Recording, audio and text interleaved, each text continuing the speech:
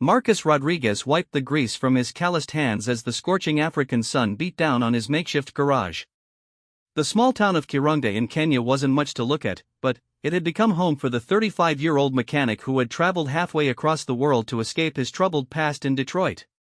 What started as a temporary job fixing vehicles for a wildlife conservation group had stretched into 3 years of steady work and unexpected peace. The conservation center's vehicles took a beating on the rough terrain, constantly bringing Marcus broken axles, damaged suspension systems, and engines clogged with fine dust. He didn't mind the work.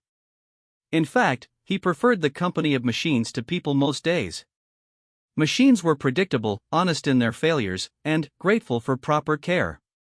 On this particular Tuesday morning, Marcus heard unusual commotion from the direction of the main conservation building. Raised voices, hurried footsteps, and the distinct sound of Dr. Sarah Mitchell, the center's veterinarian, giving rapid-fire instructions to her staff. Marcus had learned to recognize the signs of an emergency rescue situation. He continued working on the Land Rover's transmission, trying to ignore the drama unfolding nearby.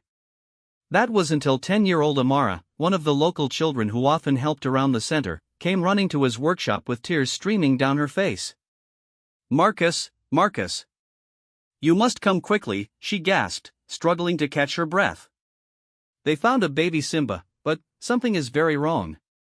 Marcus set down his wrench, curiosity getting the better of him. He followed Amara toward the medical facility, where a crowd had gathered around Dr. Mitchell's examination table. As he approached, he could see a tiny golden form lying motionless on the metal surface. The lion cub couldn't have been more than 6 weeks old. His eyes were barely open, and his breathing came in shallow, labored pants. What struck Marcus immediately was how small and fragile the animal appeared, nothing like the powerful predator he would one day become. "Poachers killed the mother," Dr. Mitchell explained to the gathered staff, her voice tight with controlled anger. "The rangers found this little one hiding in the rocks nearby. He's severely dehydrated and malnourished. I'm not sure we can save him." Marcus found himself stepping closer, drawn by something he couldn't quite explain. The cub's breathing was so faint that his tiny chest barely moved. One small paw hung limply over the edge of the table, and Marcus noticed how the little pink pads were already rough from walking on harsh terrain. "What are his chances?" asked James Oching, the center's director. Dr. Mitchell shook her head grimly. "Maybe 20%. He needs round-the-clock care, and even then." She trailed off, unwilling to voice what everyone was thinking. "I'll do it," Marcus heard himself saying, surprising everyone including himself. The group turned to stare at him. Marcus rarely spoke during these situations, preferring to stay in his workshop and mind his own business. "I'm sorry?" Dr. Mitchell said, clearly confused. "I said I'll take care of him. Round the clock. Whatever he needs." James stepped forward, his expression skeptical. "Marcus, this isn't like fixing an engine. This is a wild animal that needs specialized care. He requires feeding every 2 hours, monitoring, medical attention." "Then, teach me," Marcus replied, his voice steadier than he felt. "You said he needs someone who can be with him constantly. I work here, I live here. I can do it." Dr. Mitchell studied Marcus for a long moment. She had worked with him for years, watching him nurse broken-down vehicles back to life with patience and dedication. He was reliable, methodical, and surprisingly gentle despite his gruff exterior. It would mean giving up sleep, giving up your normal routine. You'd essentially become a substitute parent, she warned. Marcus looked down at the tiny cub again. Something about the animal's helpless state resonated with him in a way he didn't fully understand. Maybe it was the fact that they were both survivors, both alone in a place that wasn't originally home. "I understand," he said quietly. Dr. Mitchell glanced at James, who nodded slowly. "All right," she said. "But, you follow my instructions exactly.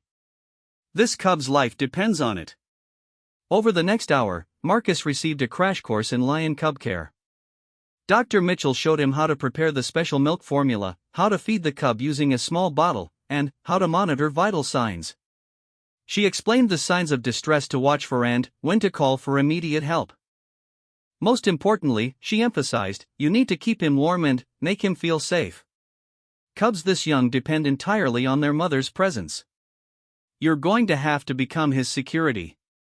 Marcus nodded, absorbing every detail. He set up a makeshift nursery in his small quarters behind the workshop, using blankets and a heating lamp to create a warm, enclosed space. The center provided a small crate that would serve as the cub's temporary den. As evening approached, Marcus found himself alone with the lion cub for the first time. The little animal lay curled in a tight ball, whimpering softly. Marcus had never heard such a heartbreaking sound. It was the cry of a creature calling for its mother, not understanding why she didn't come. "All right, little guy," Marcus murmured, settling into the chair beside the crate. "I know I'm not what you're looking for, but I'm what you've got." The first night was brutal. The cub woke every hour, crying pitifully. Marcus would warm the bottle, carefully lift the tiny animal, and attempt to feed him. Most of the time, the milk ended up on both of them rather than in the cub's stomach. The little one seemed to have no interest in eating, his natural instincts confused by the absence of his mother. Around 3 a.m, exhausted and covered in spilled milk, Marcus sat on the floor of his room with the cub in his lap. The animal was crying again, a weak, desperate sound that cut through Marcus's heart. "Come on, buddy," he whispered, trying once more with the bottle. "You've got to eat something." The cub turned away, too weak to put up much of a fight but clearly rejecting the offered food. Marcus felt a wave of helplessness wash over him. In his workshop, he always knew what to do. Every problem had a solution, every broken part could be fixed or replaced. But this tiny life in his hands seemed beyond repair. Then, almost without thinking, Marcus began to hum. It was an old tune his grandmother used to sing when he was sick as a child, something about finding peace in troubled times. His voice was roughened and used to singing, but the melody came naturally. Something miraculous happened. The cub's crying slowly subsided. His tiny head turned toward Marcus, and, for the first time since arriving at the center, his eyes seemed to focus with interest rather than distress. Marcus continued humming, and the cub gradually relaxed in his lap. When Marcus offered the bottle again, the little animal didn't turn away. His weak suckling was clumsy at first, but he managed to take several ounces of the life-giving formula. "There we go," Marcus said softly, relief flooding through him. "That's better." As the cub fed, Marcus noticed details he had missed before. The animal's fur was a pale gold, almost white in some places, with faint spots that would disappear as he matured.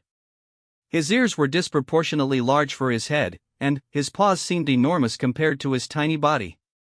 Most remarkably, when the cub looked up at him while feeding, Marcus saw intelligence in those amber eyes, a spark of awareness that seemed almost human. The feeding session lasted nearly an hour. Afterward, the cub curled up against Marcus's chest and fell into the first peaceful sleep he'd had since losing his mother. Marcus remained perfectly still, afraid to disturb the fragile trust that seemed to be forming between them. As dawn light began to filter through the small window, Marcus realized that something had changed. The desperate edge to the cub's cries had softened. His breathing was deeper, more regular. And, when Dr. Mitchell arrived to check on them, she immediately noticed the improvement. "He looks better," she said, surprise evident in her voice. "Stronger." "He ate about 6 ounces through the night," Marcus reported, gently stroking the cub's back. "And he's been sleeping peacefully for the last 2 hours." Dr. Mitchell nodded approvingly. "Whatever you're doing, keep it up. I honestly didn't think he'd make it through the first night." Over the following days, Marcus settled into a routine that would have been impossible to maintain under normal circumstances. Every 2 hours, day and night, he would feed the cub.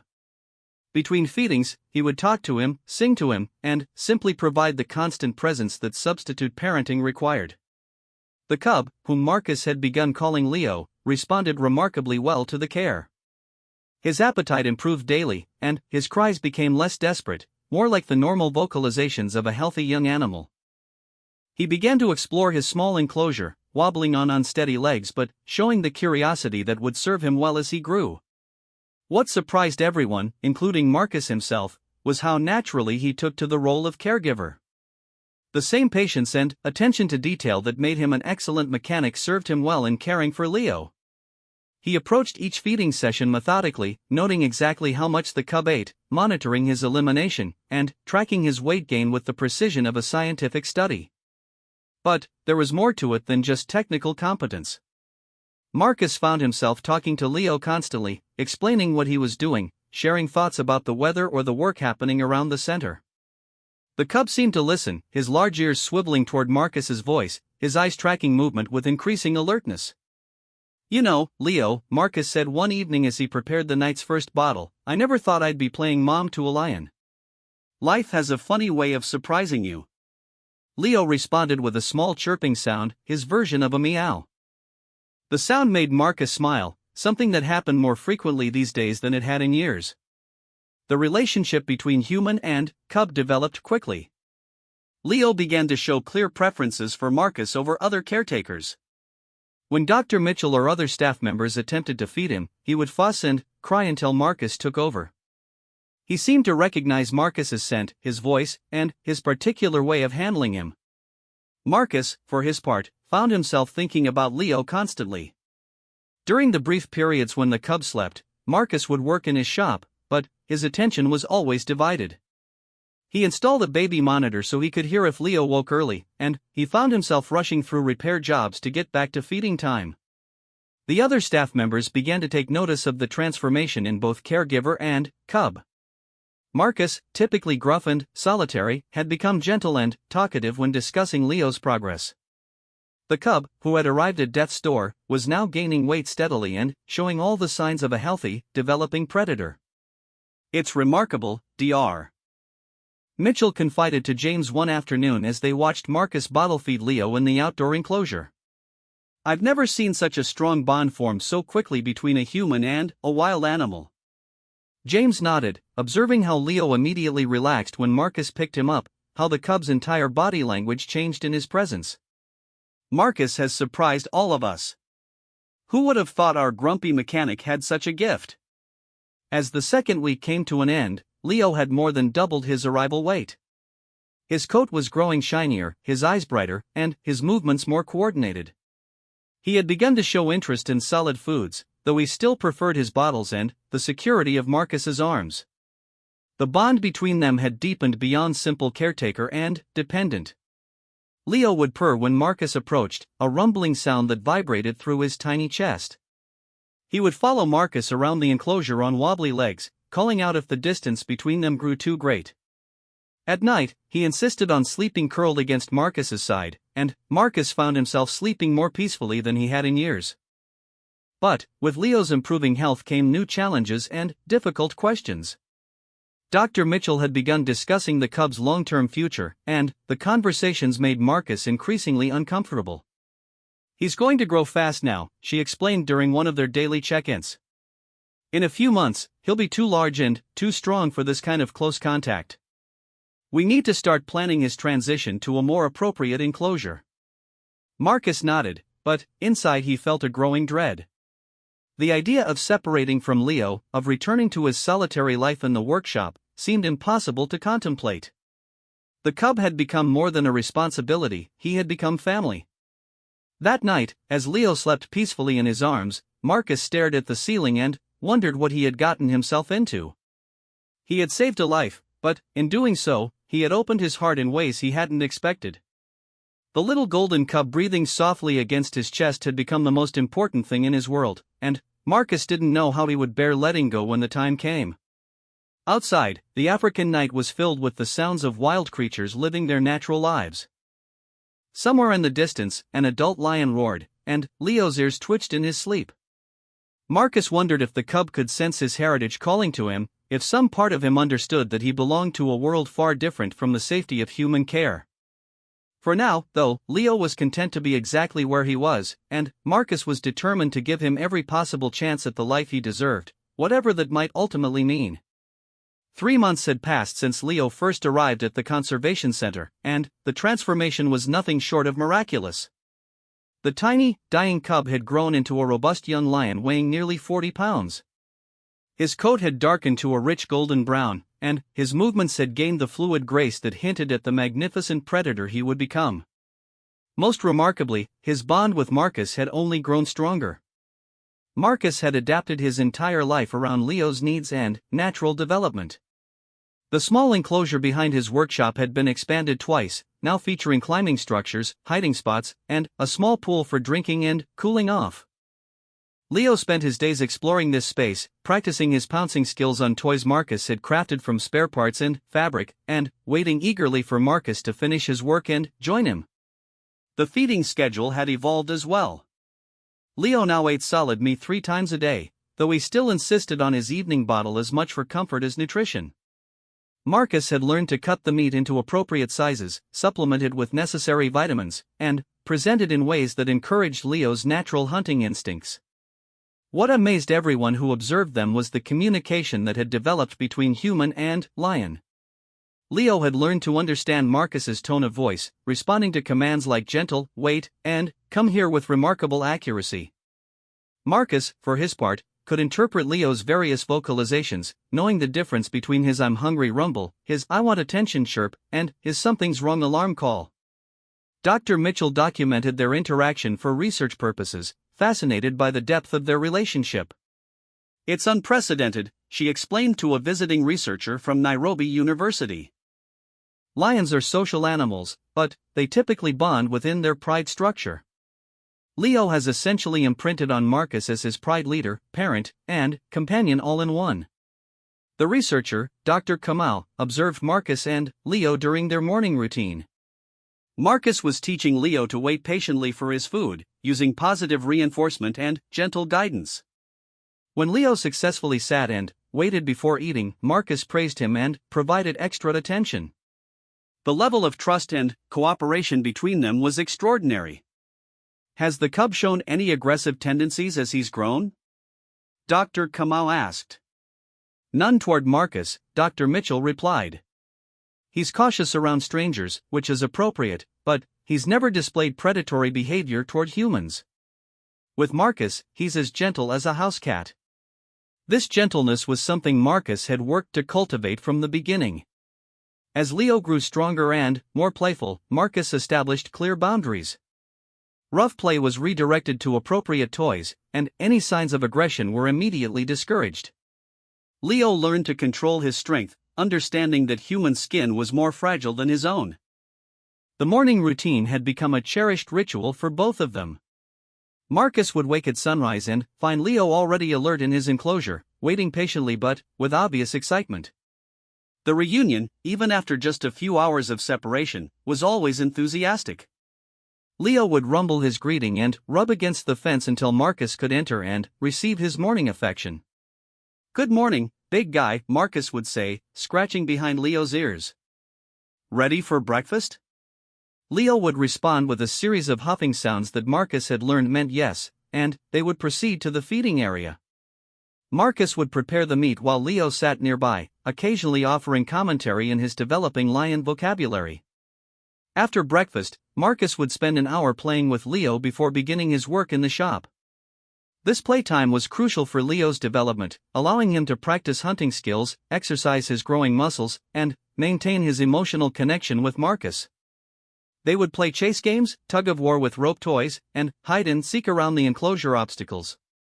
The most touching part of their routine came during Marcus's lunch break. Leo had learned to time his afternoon nap to coincide with this period, and Marcus would often sit in the shade of the acacia tree while Leo dozed with his head in Marcus's lap. These quiet moments of companionship were precious to both of them. However, as Leo continued to grow, practical challenges began to emerge. His strength was increasing rapidly, and what had been gentle play for a smaller cub was now capable of knocking Marcus off his feet. His vocalizations were growing louder, sometimes startling the other animals at the center. Most concerning to the staff was his size. At 6 months old, he would likely reach 150 pounds, and, by maturity, he could weigh over 400 pounds. James called a meeting to discuss Leo's future, and Marcus found himself facing the conversation he had been dreading for months. We need to start planning for Leo's transition to a more appropriate living situation, James began gently. He's becoming too large for close human contact, and we need to consider what's best for him long term. Marcus sat quietly as the team discussed various options. There was talk of transferring Leo to a larger wildlife sanctuary, introducing him to other lions in hopes of eventual release, or placing him in a zoo breeding program. Each suggestion felt like a blow to Marcus's chest. What about keeping him here? Marcus finally asked. We could build a larger enclosure, maintain some level of interaction while respecting his needs as he grows. Dr. Mitchell shook her head sympathetically. Marcus, I understand your attachment, but Leo needs to be with his own kind. He's missing crucial social development by bonding exclusively with humans. If we don't start integrating him with other lions soon, he may never be able to form appropriate relationships with his species. The meeting ended without a final decision, but Marcus could see the writing on the wall.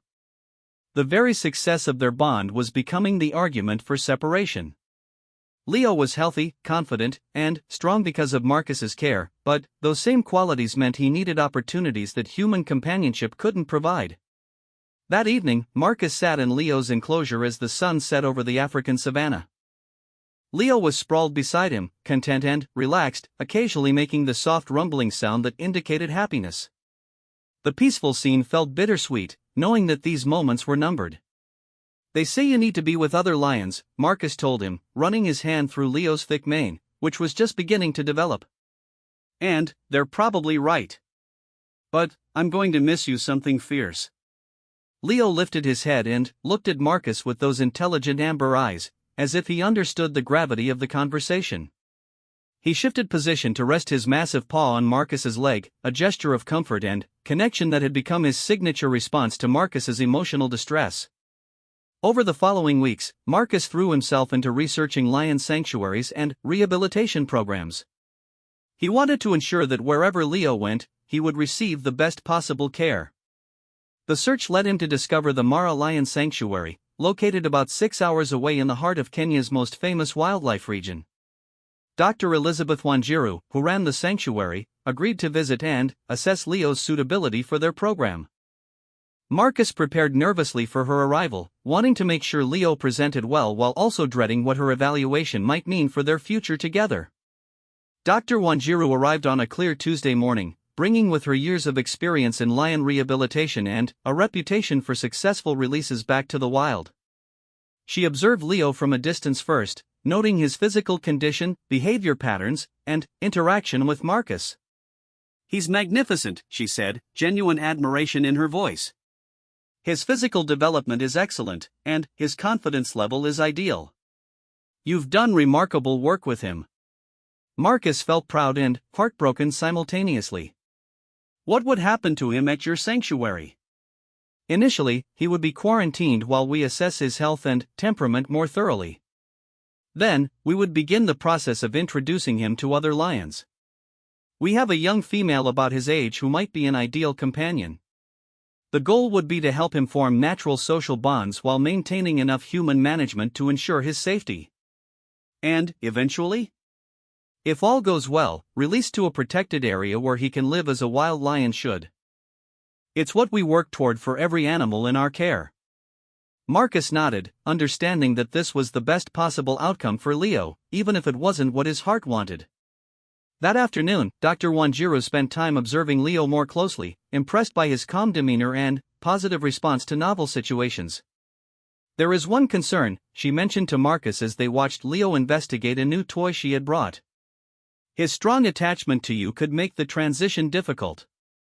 Lions who have bonded this intensely with humans sometimes struggle to accept new relationships. What can I do to help him adjust?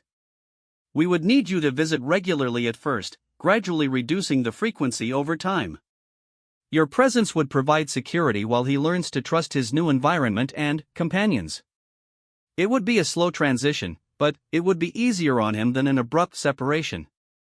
The plan sounded reasonable, even compassionate, but Marcus still felt like his world was ending. That night, he held Leo close and tried to memorize every detail of their time together. The feel of Leo's fur beneath his hands, the vibration of his purring, the weight of his head resting trustingly against Marcus's shoulder.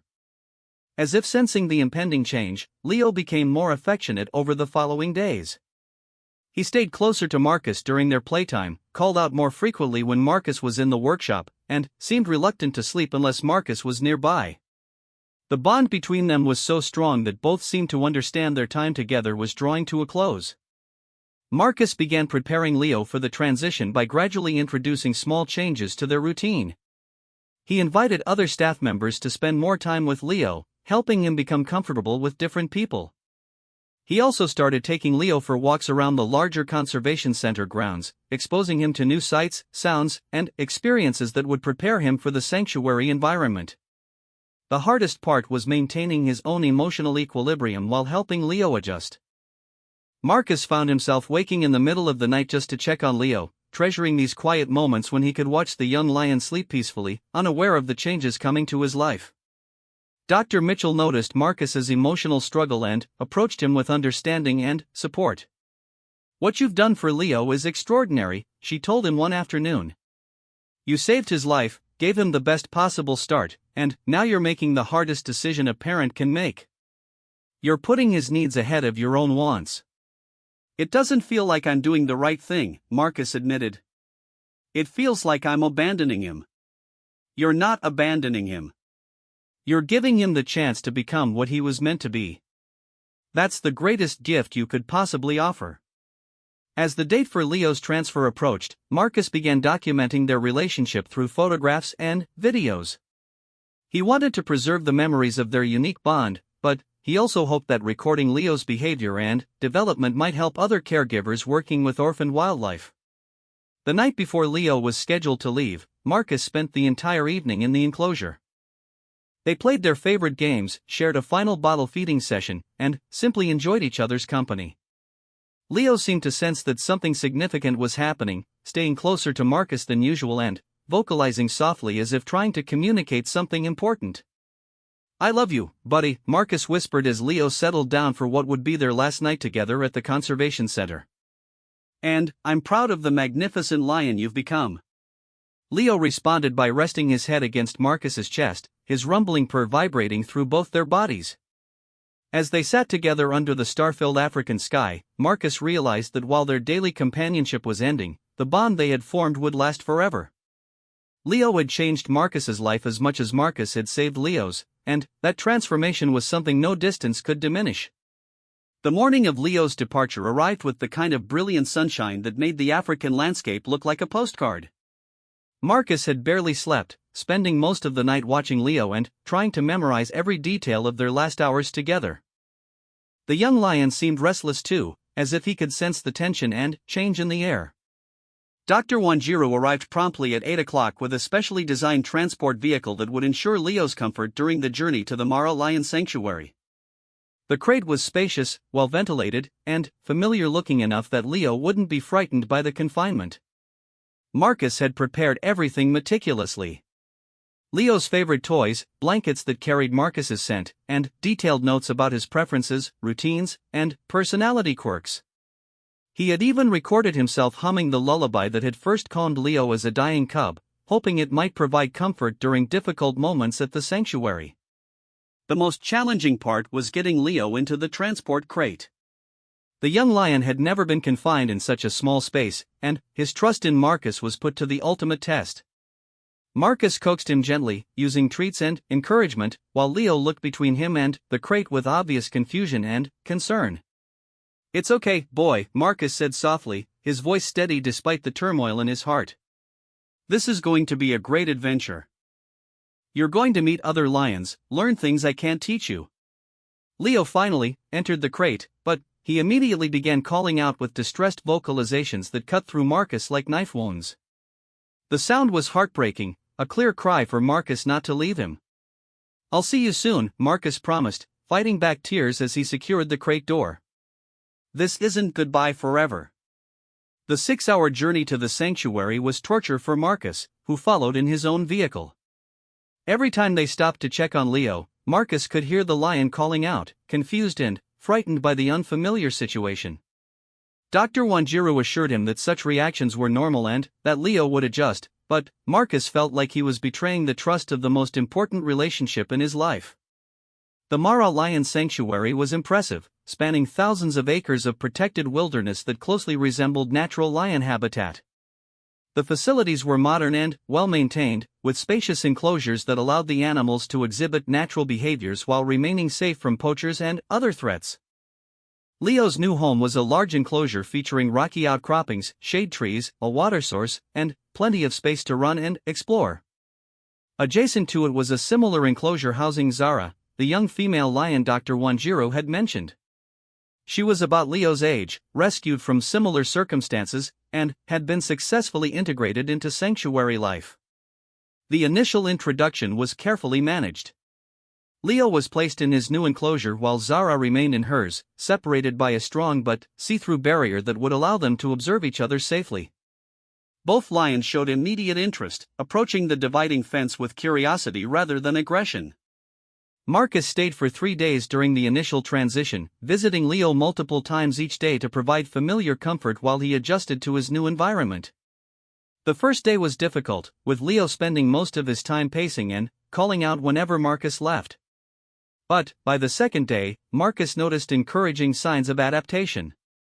Leo began exploring his new territory, investigating the various features of his enclosure and showing interest in the enrichment activities the sanctuary staff provided. Most promising was his obvious fascination with Zara. The two young lions would sit near the dividing fence, watching each other with the kind of intense curiosity that suggested potential compatibility. "He's doing better than expected," Dr. Wanjiro reported after observing Leo's behavior patterns. "His confidence level is serving him well." Many rescue lions are much more fearful and withdrawn during the initial transition. On the third day, Marcus witnessed something that filled him with both joy and sadness. Leo had discovered a large fallen log in his enclosure and was practicing his hunting skills, stalking and pouncing with the fluid grace of a natural predator. His movements were becoming more distinctly lion-like, less like the playful pet Marcus had raised. That afternoon brought the first supervised introduction between Leo and Zara. With several staff members monitoring closely, the barrier between their enclosures was opened. Both lions approached cautiously, circling each other with the careful dignity that characterizes feline first meetings. Leo, perhaps remembering his early socialization with humans, was remarkably gentle in his approach. Zara, who had spent more time with other lions during her rehabilitation, took the lead in establishing the social dynamics. Within an hour, they were lying in the shade together, not quite touching but clearly comfortable with each other's presence. "This is extraordinary," Dr. Wanjiro whispered to Marcus as they watched from a respectful distance. "It usually takes weeks for lions to progress to this level of comfort. Leo's emotional stability is allowing him to adapt much more quickly than usual." That evening, Marcus faced the hardest moment of his life. It was time to leave Leo and return to the conservation center. Dr. Wanjiro had explained that the next phase of Leo's integration would be easier without the distraction of Marcus's presence, and that extended visits could actually hinder his progress toward independence.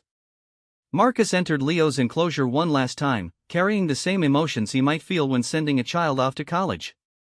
Leo approached with his usual enthusiasm, clearly expecting their normal routine of play and affection.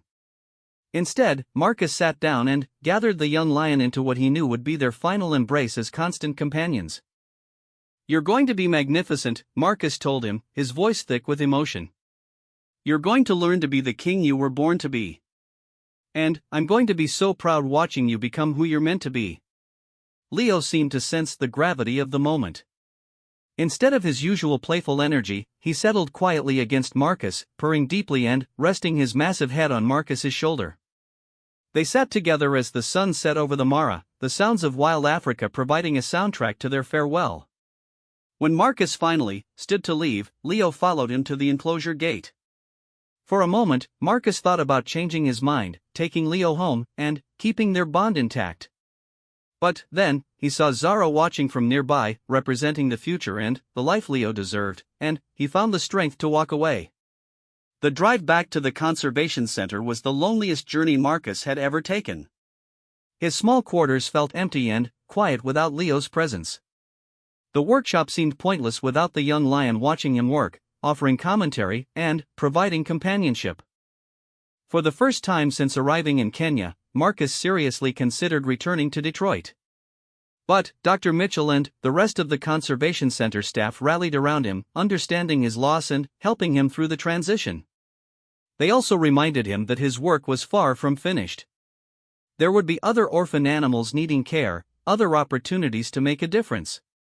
Marcus began visiting Leo every 2 weeks, as Dr. Wanjiru had recommended. Each visit brought evidence of continued positive development.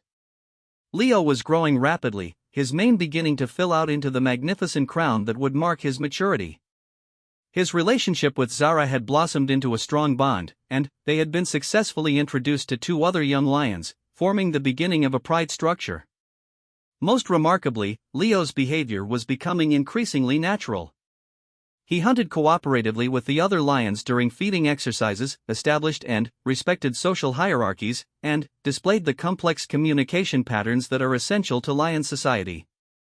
Yet he never lost his special recognition of Marcus, always approaching the viewing area with obvious pleasure when his former caregiver visited. 6 months after Leo's transfer to the sanctuary, Dr. Wanjiru called Marcus with exciting news. "We've identified a protected area where Leo and his companions might be candidates for release. It's a controlled environment where they would live as wild lions, but with monitoring to ensure their safety." The news was everything Marcus had hoped for and dreaded. Leo's successful rehabilitation was proof that all their work had been worthwhile, but it also meant the final step toward complete independence from human care. Marcus made one last visit before the release preparation began. Leo was now a magnificent young adult lion, weighing nearly 300 pounds and displaying the confidence and dignity of his species. When he saw Marcus, he approached the fence with the same rumbling greeting he had used as a cub, though his vocalizations were now deep and resonant rather than squeaky and small. "Look at you," Marcus said with wonder, hardly believing this powerful predator was the tiny, dying cub he had once held in his lap. "You've become everything I dreamed you could be." Leo pressed against the fence, allowing Marcus to reach through and scratch behind his ears one last time. The gesture was brief but meaningful, an acknowledgement of their shared history and continued connection. The release took place on a golden morning in the heart of the protected area. Leo and his companions were transported in a large vehicle that would allow them to exit directly into their new territory. Marcus watched from a distance as the doors opened and Leo took his first steps into true freedom. For a moment, Leo paused at the threshold, looking back toward the humans who had brought him this far. Then, Zara called to him, and he turned toward the open savanna, following his pride into the vast landscape that was their birthright. Marcus stood there long after the lions had disappeared into the golden grass, feeling a mixture of profound sadness and overwhelming pride. He had given Leo the greatest gift possible, the chance to be wild, free, and authentically himself. Over the following months, Marcus received regular updates from the monitoring team. Leo and his companions were thriving in their new environment, hunting successfully, establishing territory, and behaving like the wild lions they had always been meant to be. Leo had even been observed teaching hunting techniques to younger members of the group, passing on skills that transcended his unusual upbringing. Marcus returned to his work at the Conservation Center with renewed purpose. He began specializing in the care of orphan predators, using the techniques he had developed with Leo to save other vulnerable animals. Each success brought its own satisfaction, though none would ever match the profound connection he had shared with Leo. 2 years after Leo's release, Marcus received a report that filled his heart with joy. Leo had successfully mated with a wild female, and the monitoring team had confirmed the birth of healthy cubs. The little lion who had once depended entirely on human care for survival was now contributing to the continuation of his species in the wild. That evening, Marcus sat outside his workshop and listened to the sounds of the African night. Somewhere in the distance, a lion roared, and Marcus smiled, wondering if it might be Leo claiming his territory, calling to his pride, or simply announcing his presence to the world. The bond between the mechanic and the lion cub had lasted only a brief time in the scope of their lives, but its impact was eternal. Leo had taught Marcus about unconditional love, sacrifice, and the courage required to let go of what you cherish most. Marcus had given Leo life, but Leo had given Marcus something equally precious, the understanding that some connections transcend species, circumstance, and even physical presence. In saving Leo, Marcus had ultimately saved himself, discovering a capacity for love and purpose he never knew he possessed. And, in the vast African wilderness, a magnificent lion lived free, carrying within him the love and lessons of the man who had raised him, proof that even the most unlikely bonds can change the world in ways both seen and unseen.